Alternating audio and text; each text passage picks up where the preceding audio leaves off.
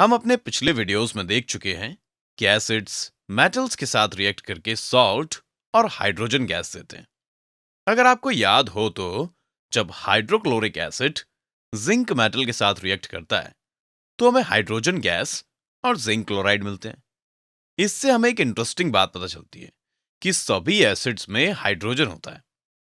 इसके कुछ एग्जाम्पल्स हैं: hydrochloric acid, sulphuric acid, nitric acid.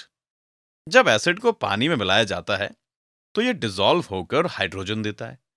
जैसे कि हाइड्रोक्लोरिक एसिड को पानी में मिलाने पर हमें हाइड्रोजन आयन और क्लोराइड आयन मिलते हैं। एक्वियस सॉल्यूशन में हाइड्रोजन आयन का डिसोसिएट हो जाना सभी एसिड्स की कॉमन प्रॉपर्टी है। अब मेरे पास आपके लिए एक सवाल है: क्या आपको लगता है कि सभी कंपाउंड जिनमें हाइड्रोजन पाया जाता है उनका नेचर एसिडिक होता है? ये पता करने के लिए एक एक्टिविटी करते हैं। हम कुछ इस तरह से एक apparatus सेटअप करते हैं। एक बीकर में रबर की कॉर्क है और उसमें आयरन की दो कीलें लगी हुई हैं। अब हम इन कीलों को बैटरी के दो टर्मिनल से जोड़ देते हैं। इस सर्किट में एक बल्ब और एक स्विच भी जुड़ा हुआ है। फिलहाल ये लूप पूरा नहीं है क्योंकि रबर इलेक्ट्रिसिटी का अच्छा कंडक्टर नहीं होता। अब इस बीकर में डाइल्यूट हाइड्रोक्लोरिक एसिड मिला देते हैं। क्या आपने कुछ अलग देखा? आप देखेंगे कि बल्ब जलने लगेगा, जिसका मतलब है कि सर्किट में करंट फ्लो करने लगा।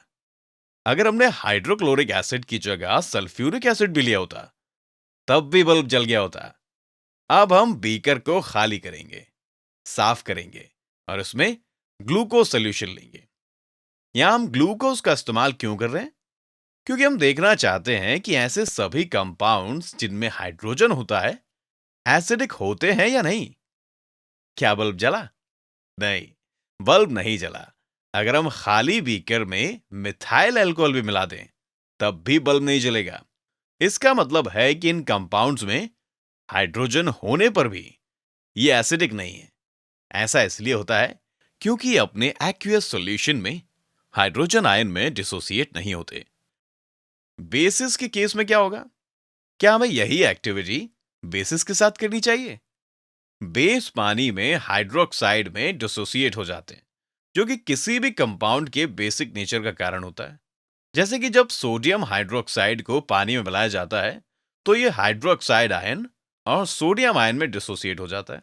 सोल्यूशन में इलेक्ट्रिक करंट एनायंस की वजह से होता है और इसलिए इस केस में भी बल्ब जलने लगेगा। किसी भी बेस का बेसिक कैरेक्टर हाइड्रोक्साइड आयन में डिसोसिएट होने की वजह से होता है।